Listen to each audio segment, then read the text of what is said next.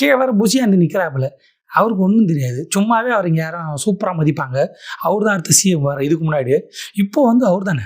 இப்போ அவர் இங்கே நின்னா பரவாயில்ல. இப்போ அவர் இங்கே நின்று ஜெயிச்சா கூட அவரை சிஎம்னு சொல்லலாம்.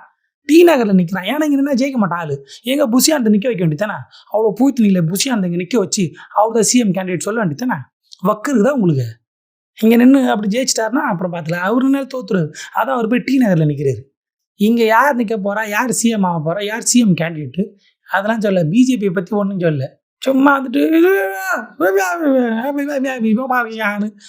எவனும் கண்டுக்கல. எங்கள் ஆளுங்க வந்தாங்க, பார்த்தாங்க, விஜய் நான் பார்த்துட்டு போயிட்டாங்க. அந்த ஆள் இதை பேப்பரை பார்த்து படிப்பான். என்ன கருமத்தை அதெல்லாம் கேட்டுக்கணும். எதாவது கேட்டுனா டிவிக்கு ஊன்னு கத்திட்டு போயிட்டானுங்க எல்லாரும். நீங்கள் போய் பாருங்கள், மதியம் 1 மணிக்கு முடிஞ்சு போச்சா. சும்மா போய் பாருங்கள், எல்லா தொகுதிக்கு போய் பாருங்கள்.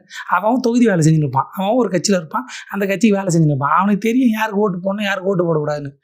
இங்கே அதெல்லாம் வேலைக்கு ஆகுது. விஷயம் கூட கத்தாலும் ஒன்றும் வேலைக்கு ஆகுது.